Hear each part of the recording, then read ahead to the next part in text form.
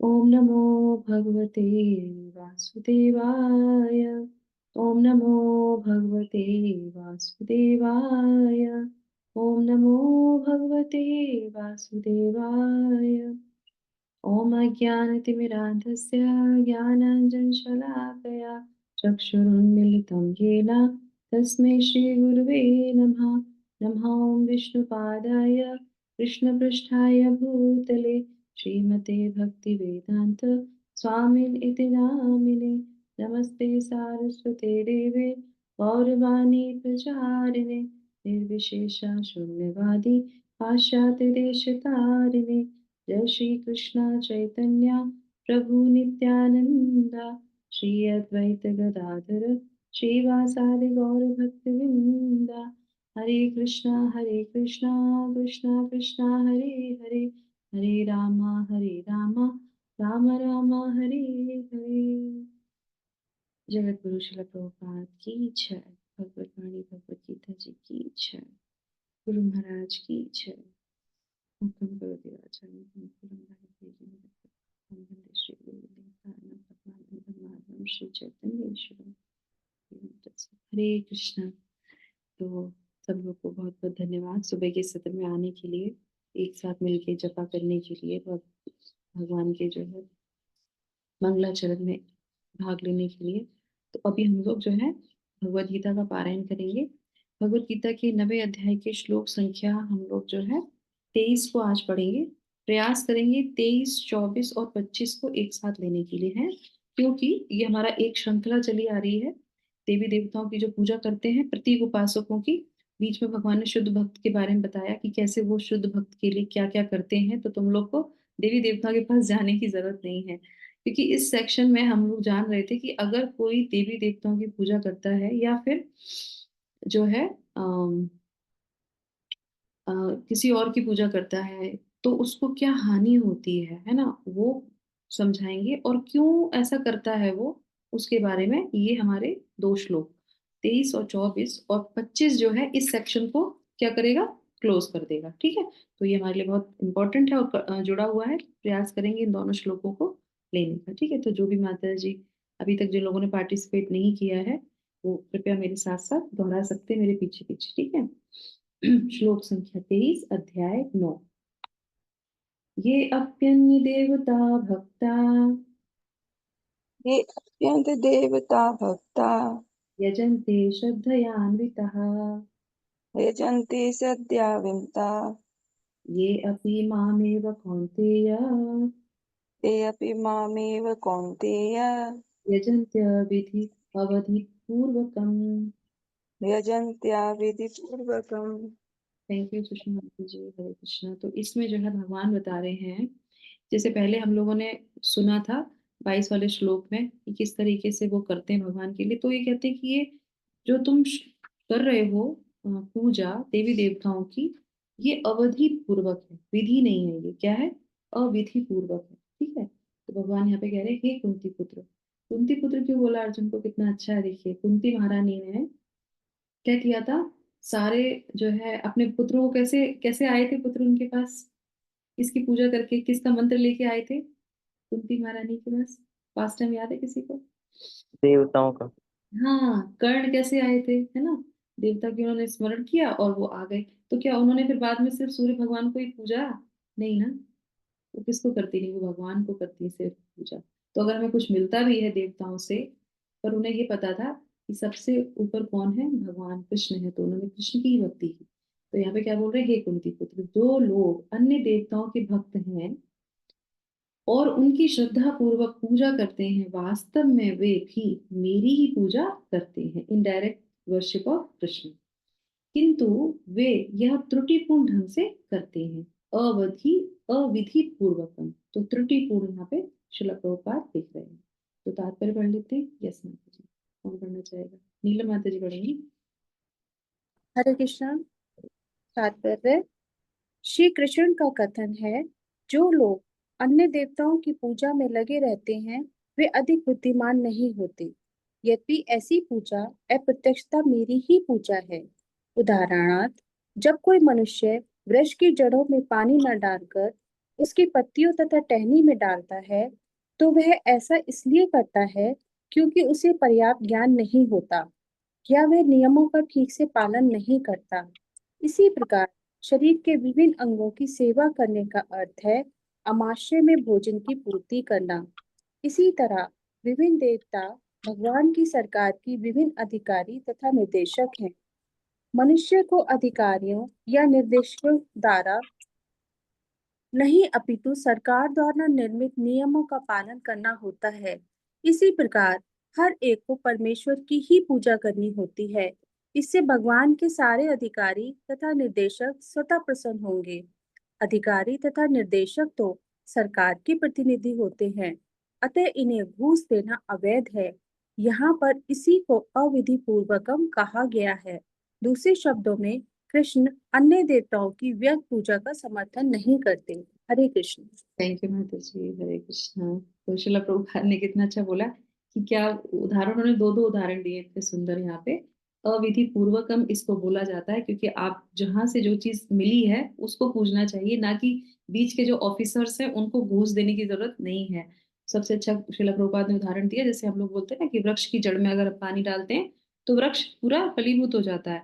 अब जो इसको विधि नहीं पता है, किसी को बोल दो कि भाई जरा पानी डाल देना पेड़ों में, तो वो क्या करेगा, ऊपर से डालेगा, एक एक टहनी में डालेगा, एक एक पत्ती में डालेगा, तो समझ जाएंगे कि इसको ज्ञान नहीं है। ज्ञान वाला क्या करेगा, नीचे पानी डालेगा, सब में पानी आ जाएगा। तो इस तरीके से बोल रहे हैं। तो यहाँ पे क्यों भगवान ये हमें बात सिखाने का प्रयास कर रहे हैं कि देवताओं से हमें सब कुछ मिल जाता है, पर वो क्या है, अविधि पूर्वक है। तो इससे हमें बहुत अच्छा एक शिक्षा मिलती है। मान लीजिए किसी कोई पूरा जीवन, जैसे देखिए हमारे एक एक यही आध्यात्मिक ऐसी चीज है, जब आदमी कोई परेशान होता है या उसके घर में कोई भी परेशानी आती है या कोई भी दिक्कत होती है, तो वो भगवान के पास ही जाता है ना। अब जिस इंसान को यही ना पता हो कि जाना किसके पास है, किसकी पूजा करनी है, और पूरे जीवन वो जो है करता है वही सारी चीजें, तो बताइए लास्ट में उसके हाथ में क्या आया, कुछ भी नहीं आया। करेक्ट। क्यों? क्योंकि बाद में क्या होगा, वो दोबारा से जो है इसी चक्र में फंसा रहेगा, क्योंकि उसने श्री कृष्ण की पूजा नहीं की जो करनी चाहिए थी। लास्ट में पता चला कि हमने कोई कार्य किया और पूरे जीवन उसको बहुत अच्छी तरीके से करते रहे, बहुत एकदम, बहुत से देखिए आप नियम से जो है नवरात्र के व्रत रखते हैं, कितना होमा करते हैं, बहुत नियम से इतना अच्छी तरीके से फॉलो करते हैं कि कृष्ण भक्त क्या करेंगे, वैष्णव क्या करेंगे, वो इतनी अच्छी तरह भक्त करते हैं। पर विडंबना क्या है कि उनको पता ही नहीं है कि जो आप इतने डिटर्मिनेशन होके ये कर रहे हैं, ये अविधि है। लास्ट में पता चलेगा कि तुमने उसको जो है, विधि तो ये थी नहीं, तुमने तो दूसरी उससे कर लिया। तो इसका एक बहुत अच्छा उदाहरण आता है। देखिए जैसे कि हम लोग के यहाँ बिजली होती ना, अब पता नहीं बड़े बड़े शहरों की बात तो नहीं, मैं अपने छोटे शहर की बात बताती हूँ आपको। बिजली आती है तो बिजली का क्या बिल देना पड़ता है ना, तो वो तो हम उसी में देंगे ना, विभाग में ही देंगे ना बिजली का बिल। अब कुछ लोग क्या करते हैं, एसी चल रही है, गर्मी बहुत है, सब कुछ ये सारी चीजें चला रही, तो उसमें क्या होता है, बिजली का बिल ज्यादा ना आ जाए तो वो क्या करते हैं, हमारे यूपी साइड में ना कटिया डालते हैं, उसको कटिया ही बोलते हैं लिटरली। उसमें तो वो क्या करते हैं, डायरेक्ट जहाँ सप्लाई हो रही होती है ना, उसमें तार लेके उसमें डाल देते हैं, और उससे क्या होता है, उनके घर में करंट आता रहता है और बिल नहीं आएगा। सारी चीजें यूज करेंगे पर बिल नहीं देना पड़ेगा उनको। तो वो क्या है, वो इनडायरेक्ट है, मतलब चीजें आपने यूज कर ली और पे नहीं किया। तो कहाँ से आ रहा है वो बिजली, जो है कहाँ से आ रही है। तो अगर आप बिजली विभाग को नहीं दोगे तो वो क्या होगा, वो घूस है। वो बीच में अगर किसी भी मीडिएटर को अगर आप करते हैं तो अविधि है वो। और उसके लिए क्या होगा, उसके लिए दंड देती है सरकार आपको। अगर आपको पकड़ लिया गया इंसान इस तरह इसने बिजली को चुराया है, तो क्या करेगी, उसको फिर जो सजा दिया जाएगा, उसको पेनल्टी भरनी पड़ेगी। तो इस तरीके से हम कई ऐसी चीजें करते हैं। तो आध्यात्म में भगवान की जब हम भक्ति करते हैं तो हमें ये ध्यान रखना चाहिए कि हमें भक्ति करनी किसकी है। और इसी से संबंधित है आगे वाला श्लोक हमारा, कि ये जो है अविधि पूर्वक करते क्यों है, ऐसा होता क्यों है। तो उसलिए भगवान जो है यहाँ पे, और इससे एक बहुत अच्छा उदाहरण मैंने लिखा है यहाँ पे, कि जब ज्ञान नहीं होता तो हम ऐसा कार्य करते हैं। तो हिरण्यकशिपु था, है ना। हिरण्यकशिपु ब्रह्मा जी को बहुत जो है क्या करता था, उनके उनको प्लीज कर रहा था, उनको प्रे कर रहा था, उनकी स्तुति कर रहा था। क्यों? आप ही सब कुछ हैं, आपने सब कुछ सृष्टि को रचाया है, आप उसका विनाश कर देते हैं, आप उसको संभालते हैं, सब कुछ करते हैं, आप में सारी योग्यता है। क्यों कर रहे थे ऐसा? इसलिए कर रहे थे क्योंकि वो कृष्ण से ईर्ष्या करते थे, वो कृष्ण को मानना चाहते थे और अपने पर सारी शक्तियां लेना चाहते थे। किससे? ब्रह्मा जी से। तो ये ऐसा देखा जाता है कि जब हम सुप्रीम लॉर्ड को नहीं मानते तो ईर्ष्यावश ऐसा करने लगते हैं या अज्ञानता वश ऐसा करने लगते हैं। तो इसीलिए दूसरे श्लोक में भगवान बताते हैं कि क्यों ऐसा होता है। तो उसके दो कारणों को यहाँ पे दिया जाएगा, एक वो कि क्यों होता है ऐसा, और दूसरा कि ऐसा करने से क्या होता है। ठीक है, तो श्लोक संख्या 24 पढ़ेंगे। यस। अहम हि सर्वयज्ञानां अहम हि सर्वयज्ञानां भोक्तां च प्रभुरेव च भोक्ता च प्रभुरेव च न तुम न तो मामाभिजानन्ति न तु मां जानन्ति तत्त्वेनातश्यवन्ति ते। तत्त्वेनातश्चयवन्ति तत्त्वेनातश्चयवन्ति ते। थैंक यू माता जी। तो इसमें क्या बोल रहे हैं, मैं ही समस्त यज्ञों का एकमात्र भोक्ता तथा स्वामी हूँ। भगवान यहाँ पे क्लियर इस श्लोक में बोल रहे हैं।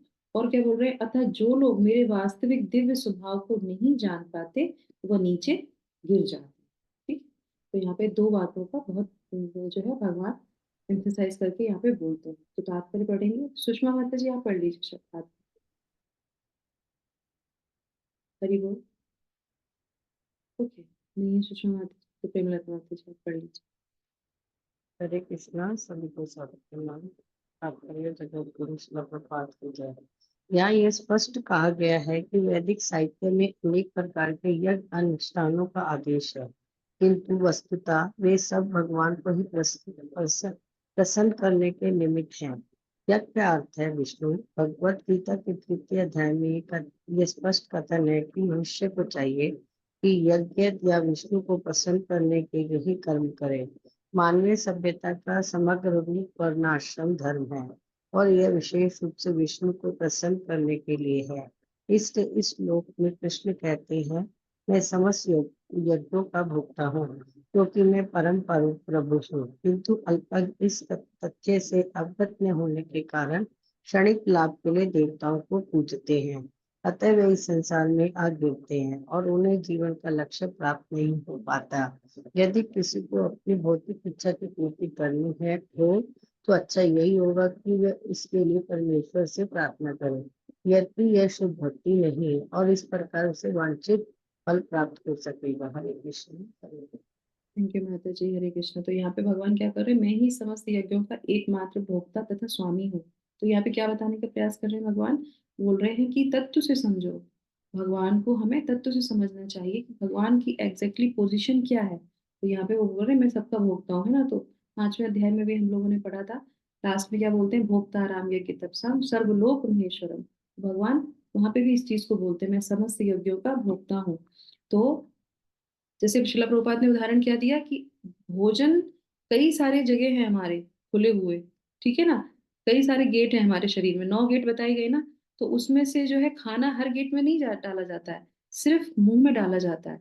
और उससे जो है क्या होता है, हमारे जो है अमाशय वो या हमारे पूरे शरीर को पुष्टि होती है। इसीलिए जो भगवान है, तो अगर कोई भी हम यज्ञ संपन्न करते हैं तो अगर विष्णु को समर्पित नहीं करते हैं तो वो हमारा यज्ञ पूर्ण नहीं होगा। ऐसे ही एक बार याद आ गया मुझे, एक बार शिला प्रभुपाद जब ये बात चल रही थी तो शिला प्रभुपाद वो बोल रहे थे कि नहीं, खाना जो है मुंह से डालते हैं तब पेट में जाता है और चीजें हो जाती हैं। तो वहां पे एक उनके डिसाइपल थे, तो वो कहते हैं कि नहीं शिला प्रभुपाद, जब कोई बीमार पड़ जाता है और फिर उसका जो है नली ये जो होती है ना ये ब्लॉक हो जाती है, तो फिर उसको क्या करते हैं, एक कट लगा के ना एक पाइप लगा देते हैं और उससे फिर उसका खाना चला जाता है अंदर। तो शिला प्रभुपाद बोले हाँ, वो तो है, वो तो जा सकता है अंदर, पर वो विधि अविधि है। और दूसरी बात, वो कंडीशन डिजीज्ड कंडीशन है। तो कोई अगर इस तरीके से कट करके पाइप लगा के खाने को भेजता है तो वो डिजीज कंडीशन में है ना, सही कंडीशन में तो नहीं है। सही कंडीशन में तो वो पे खाना खाएगा। तो इस तरीके से लोग तर्क देते हैं पर वो तर्क संगत नहीं होता है। तो इस तरीके से यहाँ पे शिला प्रभुपाद बता रहे हैं। अब यहाँ पे हम उन कारणों के बारे में बात कर लेते हैं जैसे शिला प्रभुपाद बता रहे हैं। तो उसमें एक हम उदाहरण लेते हैं, चैतन्य महाप्रभु चैतन्य चरितमृत के आदि लीला में जो है 14 अध्याय में 50वें प्यार में शिला प्रभुपाद जो है उसके तात्पर्य में भी लिखते हैं कि चैतन्य महाप्रभु स्वयं जो है क्या करते हैं, वो स्वयं इस चीज को बताते हैं वहां पे। तो वो स्टोरी वहां पे कैसे आती है कि वहां पे जितनी भी लड़कियां आती हैं वो वहां पे जो है पूजा करने के लिए आती हैं गंगा घाट पे। और वो तो वो वहां पे चैतन्य महाप्रभु उनसे आगे क्या कहते हैं, ये तुम जितने फल लाई हो, ये फूल लाई हो ना, ये मुझे अर्पित कर दो, क्योंकि मैं ही हूँ सब कुछ। और वो क्या करते हैं, उनका वेट ही नहीं करते हैं, वो सारे फूल माला जो होती है खुद पहन लेते हैं, जो ऑफरिंग होती है वो खुद खा लेते हैं, जो चंदन होता है खुद अपने ऊपर लगा लेते हैं, और कहते हैं मैं ही तो सब कुछ हूँ, ये दुर्गा जी हैं, ये गंगा जी हैं, ये शिव जी हैं, ये सब मेरे दास दास और दासी हैं। पर उनको उस समय वो क्योंकि लीला होती तो वो सब लोग कहते हैं अरे तुम तो ऐसे निमाई ऐसे करते हो ऐसे करते हो। पर वहां पे शिला प्रभुपाद उस तात्पर्य में लिखते हैं कि नहीं, भगवान स्वयं अपनी लीलाओं से भी बताते हैं। भगवत गीता में वो स्वयं जो है अपनी वाणी से बताते हैं कि वो ही सर्वेश्वर है, वो ही सबके प्रभु है। तो पहला कारण क्या हुआ, ये क्यों होता है जो देवी देवताओं की पूजा करते हैं, क्योंकि वो भगवान को कारण स्वरूप नहीं जान पाते हैं, तत्व के साथ नहीं जान पाते हैं। और फिर हानि क्या होती है, हानि ये होती है कि वो क्या होता है, जब उनको ये पता नहीं होता तो वो दोबारा से इस धराधाम पे, इस भौतिक जगत में क्या करेंगे, जन्म लेंगे। तो इस तरीके से हमें यहाँ पे ये पता चलता है कि अगर हम देवी देवताओं की पूजा करेंगे तो हानि क्या होगी, हमको दोबारा से यहाँ पे जन्म लेना पड़ेगा। और जो हम उनसे मांग रहे हैं, जिस चीज के लिए वो प्रार्थना कर रहे हैं, वो हमारे लिए शुभ है या नहीं है वो भी हमें नहीं पता। तो हमें इस चीज का ध्यान रखना चाहिए। अब यहाँ पे एक प्रश्न आ जाता है आप लोगों के लिए, या हम सब लोगों के लिए आ जाता है कि अब मना कर दिया देवी देवताओं की पूजा नहीं करनी चाहिए, भगवान की करनी चाहिए। तो अगर हम देवी देवताओं के मंदिर जाते हैं या हमें रास्ते में दिखते हैं तो हमें क्या करना चाहिए बताइए, तो हमारी स्थिति क्या होनी चाहिए ये पढ़ने के बाद, जल्दी जल्दी बता दीजिए। माता जी, आदर और रिस्पेक्ट तो देना है उनको भी, देवताओं को भी। हम्म, पर अब मन में आपके बहुत without any doubt you should know that the supreme Lord is Shri Krishna. Yes, yes माता जी, बहुत अच्छा। तो हमको पूरा पूरा उनको आदर सत्कार देना है, क्यों, क्योंकि वो भगवान के अंग हैं। करेक्ट, जैसे बत्तियों के बारे में बताया ना, भगवान को पोषित करते हैं तो सब पोषित हो जाते हैं। तो जो उनके जो मिनिस्टर्स हैं उनके अंग बताए गए हैं देवी देवता। तो इसीलिए हम उनको बाउ डाउन भी कर सकते हैं, उनको नमस्कार कर सकते हैं, उनसे प्रार्थना कर सकते हैं। क्या प्रार्थना करेंगे, उनसे प्रार्थना ये करेंगे कि हमको आप जो है क्या कीजिए, हमको भगवान की भक्ति में लगाइए, हमारा हरि नाम अच्छे से हो, हम भगवान की भक्ति कर सकें। मैं ऐसा क्यों बोल रही हूँ, क्योंकि शास्त्रों में उदाहरण आया है। चैतन्य महाप्रभु ने पूरे जो है अपना जो 24 वर्ष उनका जो था सन्यास का, फिर वो भ्रमण किया उन्होंने। तो भ्रमण करते में वो साउथ इंडिया भी गए। तो ऐसा नहीं था कि उन्होंने सिर्फ विष्णु भगवान के मंदिर गए या जो है कृष्ण के मंदिर गए, वो दुर्गा जी के भी मंदिर गए, वो शिव जी के भी मंदिर गए, सब जगह गए। वो क्यों गए, वो वहां पे वहां जाके उन्होंने प्रार्थना की और हरि नाम संकीर्तन किया। तो कहने का मतलब क्या है, यहाँ पे जो देवी देवता होते हैं, अगर आप वहां पे जाके उनके यहाँ उस मंदिर में जाके अगर हरे कृष्ण महामंत्र करते हैं तो वो बहुत प्रसन्न होते हैं, बहुत ज्यादा प्रसन्न होते हैं। क्यों, क्योंकि कोई भक्त आया है जो उनके जो है भगवान का, जो उनके सुप्रीम है, उनका गुणगान कर रहा है, तो उनको भी एक मौका मिलता है कि उस हरि नाम में वो जा सके। नहीं तो वो क्या करते हैं, लोग आते हैं कि भगवान ये दे दो, भगवान वो दे दो, बेचारे उनकी तो अपनी कुछ हो ही नहीं पाती होगी। वो कहते हैं चलो एक तो आया, कम से कम भगवान हरि का नाम ले रहा है, तो मैं इसके क्या करूं, संकीर्तन में शामिल हो जाता हूँ। तो जो देवी देवता होते हैं वो बहुत प्रसन्न होते हैं और वो उनके संकीर्तन में शामिल हो जाते हैं। तो इस तरीके से हमें जब भी हमें मौका मिले तो हमें क्या करना चाहिए। और एक बहुत अच्छा उदाहरण है हमारे लिए, जो प्रीस्ट आपने देखे होंगे ना, मंदिरों के जो जो पंडित होते हैं दूसरे दूसरे के, तो हमें प्रयास करना चाहिए। जैसे हमारा अभी ये चतुर्मास आएगा है ना, तो हमें क्या करना चाहिए, जब अगर हम भगवान की पूरी भक्ति कर रहे हैं तो हमें क्या करना चाहिए, उनको समय समय पे बुलाना चाहिए अपने घर पे, बुला के उनको जो है भगवान का हरि का प्रसाद उनको देना चाहिए। नहीं तो वो क्या करते हैं बेचारे, वो तो भगवान की ऑफरिंग उधर आती देवी देवताओं की और वो उसको पाते हैं। अब वो इतनी सुबह शाम सेवा करते हैं, इतनी पूजा में लगे, उनका तो कुछ हो ही नहीं पाता। तो उनको हम हमें बुला के हरि का प्रसाद उनको देना चाहिए, भगवत गीता उनको देनी चाहिए, उनके साथ संकीर्तन करना चाहिए कि आप इतनी अच्छे से पूजा कर रहे हैं, भगवान आप दोबारा से जन्म यहाँ पे मत ले लेना, क्योंकि आप पूरा दिन क्या हो रहा है, अपनी सेवा में लगे हो। तो हमारा ये दायित्व बनता है कि हमें ऐसे लोगों को जो स्पिरिचुअली इतने ज्यादा अ, अच्छे से सेवा कर सकते हैं, उनके लिए भी थोड़ा सा प्रयास करना चाहिए कि वो भी जो है भगवान हरि की भक्ति में आ सके। और वो जल्दी आ जाएंगे क्योंकि वो उनके अंदर इतना डिटर्मिनेशन है, इतने अच्छे से तपस्या कर रहे हैं, पर वो अविधि हो जाता है उनका, तो उसको हमें विधि में लेके आने का प्रयास हमको जरूर करना चाहिए। ठीक है, अब आगे आ जाते हैं, यहाँ पे ये हमारा हो गया। अब हम आ जाते हैं अपने 5वें जो है 25वें श्लोक में। ठीक है, तो दो चीजें यहाँ पे समझ में आ गई आपको कि अगर हम लोग अविधि पूर्वक करेंगे तो हमें दोबारा से जन्म लेना पड़ेगा, और ये क्यों हो पाता है, क्योंकि हम भगवान को तत्वतः नहीं समझ पाते हैं। तो श्लोक संख्या लेते हैं। ओके, आज तुम्हारे पास टाइम अच्छा है, तो अब हम लोग लेते हैं श्लोक संख्या 25। ठीक है, तो जो माता जी लेना करना चाहे वॉलंटियर वो कर सकते हैं। यान्ति देवव्रता देवान् यान्ति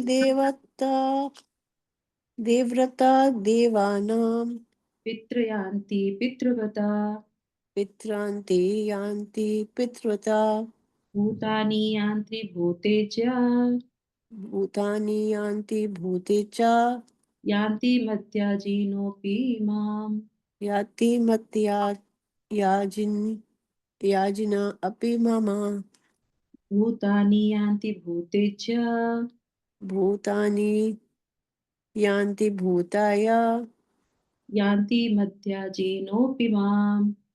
यान्ति मत्या याजि याजिना अपि मम। तो यहाँ पे बोल रहे हैं यान्ति मत याजीनः अपि माम, मेरी भक्तिगण जो मेरी पूजा करते हैं। ठीक है, तो इसको thank you so much Sunil माता जी। तो अब यहाँ पे ये जो श्लोक है, ये पूरे सेक्शन का क्या है, कंक्लूजन है, एंड है। किसका, किनका, जो प्रतीक उपासक करने वाले हैं, तो प्रतीक उपासकों के लिए ये हमारा एंड यहाँ पे हो जाता है। कैसे हो जाता है, ये समरी है 16 से लेके 24 तक के श्लोकों की। कौन सा श्लोक, 25वां श्लोक। क्यों, क्योंकि यहाँ पे भगवान बता रहे हैं, कह रहे हैं कि जो देवताओं की पूजा करते हैं वो कहाँ जाएंगे, देवलोक जाएंगे, देवताओं के बीच में जन्म लेंगे। जो पितरों की पूजा करते हैं वो पितरों के पास जाते हैं, जो भूत प्रेतों की उपासना करते हैं वे उन्हीं के बीच में जन्म लेते हैं, और जो मेरी पूजा करते हैं वो मेरे साथ निवास करते हैं। ठीक है, तो ये हमारा पूरा कंक्लूजन हो गया इस सेक्शन का 16 से लेके 14 तक। जो प्रतीक उपासक हैं, जो अन्य देवी देवताओं की पूजा करते हैं, इनडायरेक्ट वर्शिप करते हैं, उनके लिए यहाँ पे ये पूरा कंक्लूजन। तो ये तात्पर्य पढ़ेंगे। हरे कृष्णा। यस हरे कृष्ण माता जी। श्रील प्रभुपाद की जय। तात्पर्य, यदि कोई चंद्रमा, सूर्य या अन्य लोक को जाना चाहता है तो वह अपने गंतव्य को बताए गए विशिष्ट वैदिक नियमों का पालन करके प्राप्त कर सकता है। इनका विशद वर्णन वेदों के कर्मकांड अंश 10.85 में हुआ है, जिसमें विभिन्न लोकों में स्थित देवताओं के लिए विशिष्ट पूजा का विधान है। इसी प्रकार विशिष्ट यज्ञ करके पितृलोक प्राप्त किया जा सकता है। इसी प्रकार मनुष्य भूत प्रेत लोकों में जाकर यक्ष, वृक्ष या पिशाच बन सकता है। पिशाच पूजा का काला जादू कहते हैं।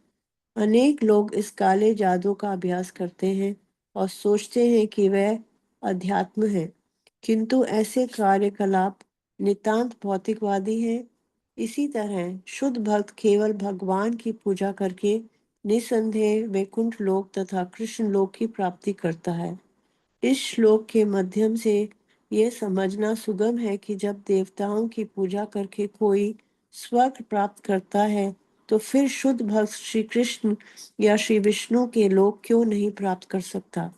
दुर्भाग्यवश अनेक लोगों को श्री कृष्ण तथा श्री विष्णु के दिव्य लोकों की सूचना नहीं है, अतः न जानने के कारण वे नीचे गिर जाते हैं, यहाँ तक कि निर्वेशवादी या ब्रह्म ज्योति के नीचे गिरते हैं। इसलिए कृष्ण भावना अमृत आंदोलन इस दिव्य सूचना को समुचे मानव समाज में वितरित करता है कि केवल हरे कृष्ण मंत्र के जाप से ही मनुष्य सिद्ध हो सकता है, जो भगवत धाम को वापस जा सकता है। हरे कृष्ण।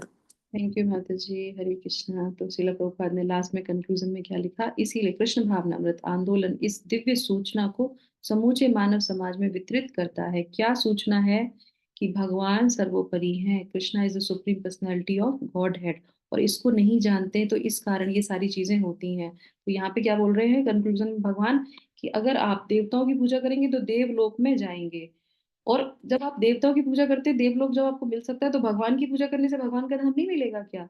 डेफिनेटली मिल सकता है। इस तरीके से, और क्या है, पितरों की पूजा करते हैं, तो इस पे थोड़ा सा हम आपको वो प्रयास करेंगे थोड़ा सा यहाँ पे समझाने का। ओके, है हमारे पास समय, ये बहुत जरूरी है। तो अगर आप लोगों को नहीं पता है तो मैं आपको बता दूं कि देखिए, ये तीनों गुणों से संबंधित है। सबसे पहली बात, अगर हम देवताओं की पूजा करते हैं तो सबसे पहला क्या है, तो कौन से गुण में आएंगे हम, बताइए, आप बताइए।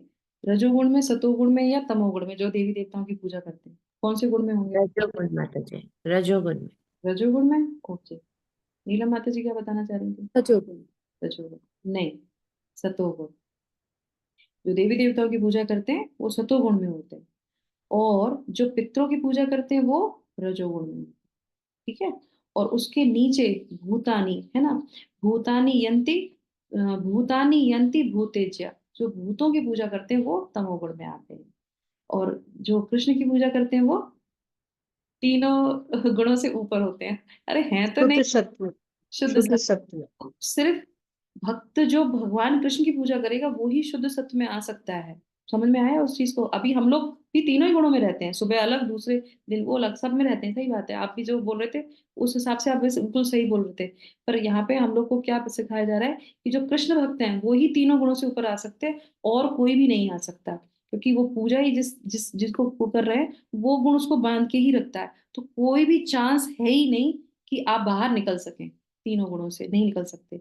अब इसमें बहुत इंपॉर्टेंट चीज क्या है, यान्ति देवव्रता देवान, तो ये सतोगुण में रहता है, तो इंद्रलोक को जा सकते हैं, और वरुण की उपासना करेंगे तो वरुण लोक को जाएंगे। सारे देवी देवताओं के लोक हैं तो वहीं पे आप जा सकते हैं। ठीक है। और दूसरी बात, जैसे हमने पहले पढ़ा था कि ये क्या होता है, जैसे ही आपके प्रारब्ध खत्म हुए, जैसे ही आपके पुण्य खत्म हुए, हम क्या करेंगे, हम दोबारा से नीचे आ जाएंगे। उन देवताओं वहां पे जाके ऐश्वर्य को भोग करके और फिर नीचे आ जाएंगे। अब दूसरा आ गया पितृयान्ति, पितृव्रता है ना, तो पितृलोक। अब आप मुझे बताइए, अगर आपको पता है तो बताइए, नहीं पता है तो फिर मैं बताऊंगी। पितृलोक कहाँ पे है? हम लोग भूलोक में हैं, ये हमारा सेवेंथ जो है, जो है लेडर में, अगर हम इसको समझते हैं तो ये सेवेंथ उस पे रहते हैं हम लोग। उसके ऊपर लोक होते हैं, उसके नीचे लोक होते हैं। तो पितृलोक कहाँ है, ऊपर है या नीचे है? देवी देवताओं का तो ऊपर है, ठीक है, इंद्रलोक ऊपर है, हमको सबको पता है। ठीक है। अब बताइए पितृलोक कहाँ है, नीचे के ऊपर? ऊपर, पितृ लोक से ऊपर। ऊपर है? Yes. नहीं, नीचे है। कैसे है, कहाँ पे है, बताते हैं। देखो, ये जो है सेवन, जो हमारा 14 भुवन जो बताया जाता है, उसमें हम लोग जो है मृत्यु लोक में है, जो 7वें नंबर पे आता है। उसके नीचे भी है तलातल, भूतल, पाताल, रसातल, है ना। उसके नीचे जो है किसका है, यम जी का है, यमराज जी का लोक है ना, उसको बोलते हैं यम लोक। तो ये तीन लोग हैं, दो भाई और एक बहन। एक यमराज जी हैं, और उनके एक जो है भाई और हैं, उनका नाम है अर्यमा। एक हो गए यम, एक हो गए अर्यमा, और उनकी एक बहन भी है। बहन जानते हैं, कोई बहन तो जानते होंगे, यमराज जी की बहन। यमुना यमुना। जी। यमुना। हाँ जी, यस। देखो, तो बड़े भाई को पूजे मतलब ये कहने का मतलब है कि जब वो क्या है, वो लॉर्ड ऑफ पनिशमेंट है। वो क्या करते हैं, यमराज जी जो है आपको पनिशमेंट भी कह सकते हैं, नहीं तो जजमेंट देते हैं वो, है ना। सही सही को सही जगह भेजते हैं, गलत को गलत जगह भेजते हैं। तो सबसे जो सारे प्लेनेट खत्म होते हैं उसके बाद नीचे जो है यमराज जी का बड़ा सा उनका लोक होता है, जिसमें उनके 26 नरकों के बारे में है। वो सब उन्हीं की प्रॉपर्टी है सारी पूरी।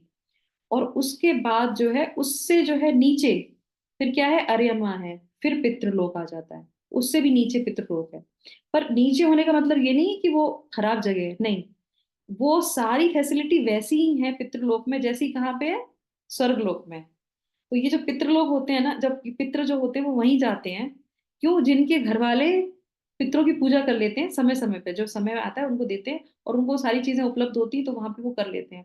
पर जब तक उनका जजमेंट नहीं होता कि इनको कहाँ जाना है, किस जगह उनको भेजना है, तब तक वो उसी लोक में निवास करते हैं, रुकते हैं, और उनको समय समय पर जैसे उनके पुत्र हो गए या परिवार वाले उनको देते रहते हैं, तो वहां पे रुक के वेटिंग पीरियड में वो रुके रहते हैं वहां पे। ठीक है। पर उनको सुविधाएं सारी मिल जाती हैं। यात्राएं जब करते हैं तब उनको यातनाएं मिलती हैं, तो उस पर हम चर्चा नहीं करेंगे। तो इस तरीके से ये अर्यमा जो लोक है, जो उनके यम जी के जो भाई हैं, उनका वो लोक है, और वो नीचे आता है। ठीक है।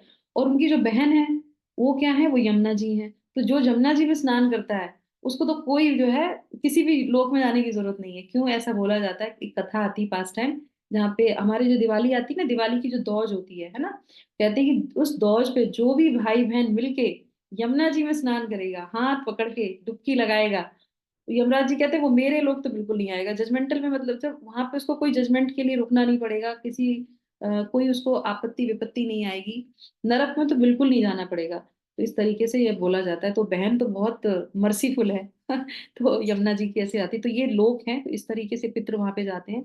तो जो भी देवताओं की पूजा करते हैं वो देवलोक को भेजे जाते हैं यमराज जी के द्वारा, कि तुम जाओ, तुमने उनकी पूजा करी, तुम उनके लोक में जाओ। फिर आके फिर भूधर धरा धाम पे आना पड़ेगा, फिर से जन्म लेना पड़ेगा। फिर कोई कृत्य करेंगे तो फिर हमें किसी और लोक में जाना पड़ेगा, नहीं तो इसी जगत में हमें जो है बहुत यातनाएं सहनी पड़ेंगी, है ना। अब आ जाते हैं भूत वाले, है ना। तो भूतों को जो पूछते हैं वो भूत लोग जाते हैं। तो इसीलिए बोला जाता है कि इनकी जो योनि होती है वो सबसे खतरनाक होती है, सबसे ज्यादा खराब होती है। क्यों? क्योंकि डिजायर तो बहुत होती है अंदर से, ये भी करना है, वो भी करना है, वो भी करना है, पर कृत्य इतने खराब किए होते हैं।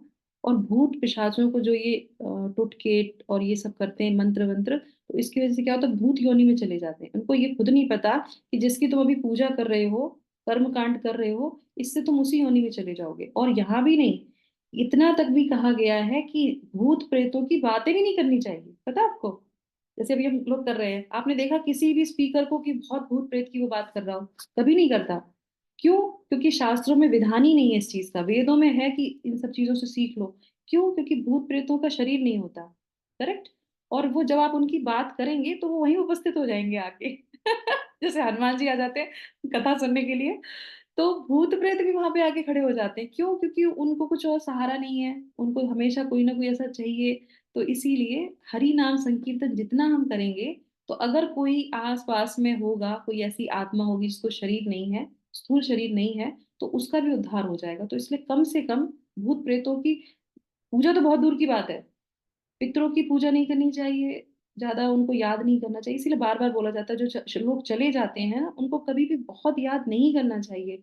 और हम लोग क्या करते हैं, बार बार उसको याद कर करके रोते हैं।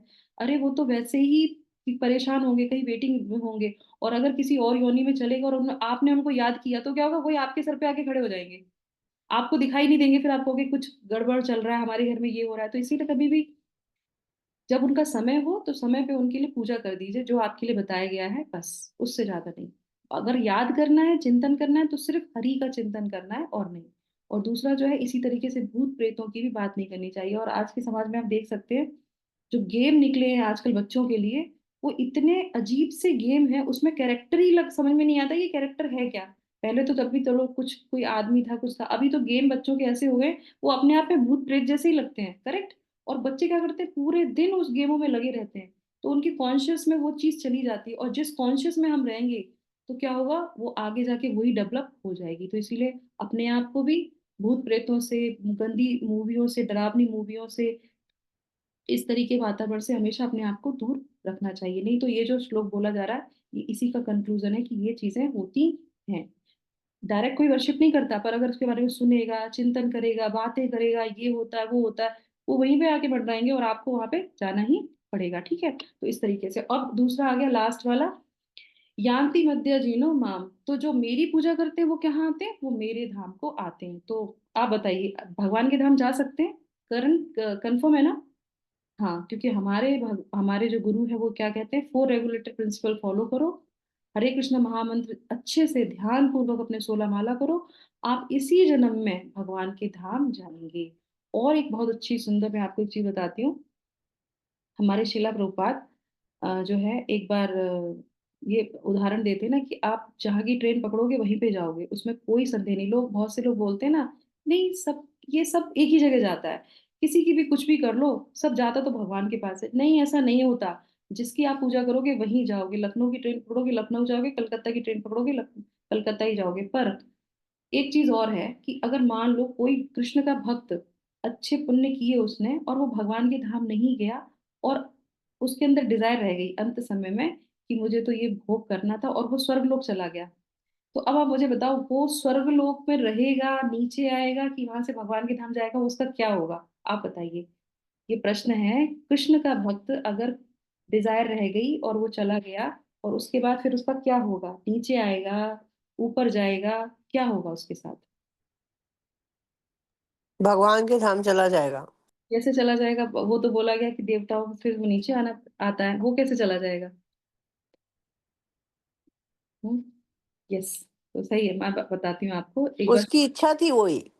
उसकी, हाँ, यस, उसकी इच्छा थी कुछ भोग करने की, तो क्योंकि उसने कृष्ण भक्ति की थी तो हो सकता है कि वो स्वर्गलोक चला जाए। तो शिला प्रभुपाद, इसमें मैं क्यों बता रही हूँ, इसमें शिला प्रभुपाद एक पत्र लिखते हैं अपने जो है विशेष जयानंद प्रभु को 1977 में। और उसमें वो कहते हैं, क्योंकि अपने इष्ट देवता जो श्री कृष्ण को स्वतंत्र रूप से जो उनको समझ के भक्ति करते हैं, और अंत में कुछ उनके अंदर कुछ डिजायर रह जाती है, तो इसके विषय में शिला प्रभुपाद लिखते हैं।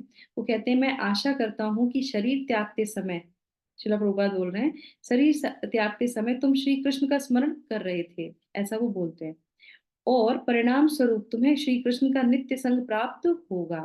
यदि नहीं, यदि तुम्हारे अंदर किसी भौतिक इच्छा का लेश रहा होगा, तो तुम स्वर्ग में जाओगे और देवताओं के साथ ऐश्वर्यशाली जीवन को यापन करोगे। और उसके बाद फिर वो क्या बोलते हैं, वहां से तुम आध्यात्मिक जगत को जा सकते हो। क्यों ऐसा बोल रहे हैं? फिर वो कहते हैं कि शिला प्रभुपाद इस पत्र में बताते हैं कि अगर वो कृष्ण भावना में बहुत उन्नत है और उसके हृदय में अगर थोड़ा सा भी कुछ लेश मात्र रह गया है, तो वो भौतिक जगत से जो है स्वर्ग लोक जाता है, पर वहां से वो भगवत धाम को जा सकता है। क्यों? क्योंकि उसने भगवान को तत्वतः समझा है, भगवान की अनन्य भक्ति भी की थी, और भगवान ने कहा कि ठीक है, भगवत धाम जाने से पहले तुम थोड़ा सा जो तुम्हारे अंदर रह गया ना, तुम उसको भी पूरा कर लो। तो भगवान के जो भक्त होते हैं उन पे इतनी असीम कृपा होती है भगवान की, कि वो भगवान के धाम जाने से पहले स्वर्ग में भी इंजॉय कर सकते हैं, उसके बाद भगवान के धाम जा सकते हैं, वो नीचे नहीं आएंगे। तो ये इतना सुंदर जो है ये है। पर अगर भक्ति करते करते सिर्फ स्वर्ग के बारे में सोचेंगे, अप्सराओं के बारे में सोचेंगे, तो फिर वहीं पे जाएंगे, उसके बाद फिर नीचे उतर के उनको आना पड़ेगा। तो इसलिए कंक्लूजन में क्या निकलता है, ये जो हमने पूरा इस सेक्शन पढ़ा है, कि हमको अविधि पूर्वक जो है कोई भी भक्ति नहीं करनी चाहिए। भक्ति तो सिर्फ और सिर्फ भगवान कृष्ण की होती है। देवी देवताओं को प्रणाम करना है, उनका सम्मान करना है। जो भी हमसे जिस समय, जैसे अब श्रावण आ रहे हैं, तो शिव जी को प्रसन्न करिए, शिव जी से बोलिए, जैसे आप अनन्य हमेशा भगवान के नित्य नाम में डूबे रहते हैं, ऐसे भी हमें हम पे कृपा कीजिए, जिससे कि हम भगवान के नाम का जो है गुणगान कर सकें। देवी मैया का जब समय आता है तो देवी मैया से प्रार्थना कीजिए, जैसे आप भगवान की इतनी सेवा करती हैं, इतने पूरे संसार को चलाती हैं, हमें भी भगवान की जो है नित्य सेवा में लगाइए, तो वो अवश्य ही लगाएंगे। और कभी भी देवी देवताओं को और उनको एक प्लेटफॉर्म पे नहीं बिठाना चाहिए, स्थान तो देना ही नहीं चाहिए। इसी तरीके से जो पितृ होते हैं ना, पितरों को भी, जैसे हम भगवान में आपने देखा हो, किसी किसी ने ऑल्टर में ना भगवान के साथ पितरों को भी बिठा देते हैं, बिल्कुल गलत है। स्थान तो देना ही नहीं चाहिए। ज्यादा हो तो एक फोटो लगा लीजिए साउथ में, पर जरूरत नहीं है। वो चले गए, याद है, ठीक है, एक मेमोरी के लिए उनको रख लिया। जब पितृपक्ष आएगा तो उनकी पूजा करवा दीजिए, दान पुण्य कर दीजिए, बस।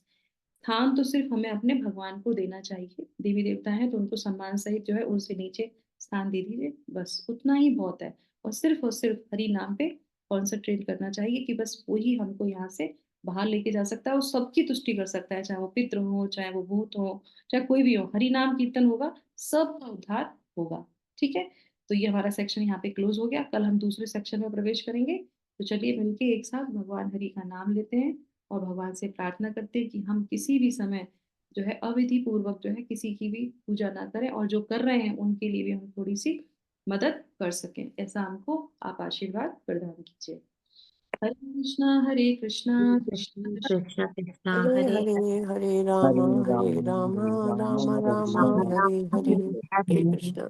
की हरे जय। पिताजी हरे की कृष्ण माता। सत। आप सब लोग का दिन शुभ हो, मंगल में हो, इसी कामना के साथ सत्य को यहाँ पे विराम करते हैं। Thank you so much. धन्यवाद, धन्यवाद माता जी, धन्यवाद, धन्यवाद। Thank you. थैंक यू माता जी। हरे कृष्ण।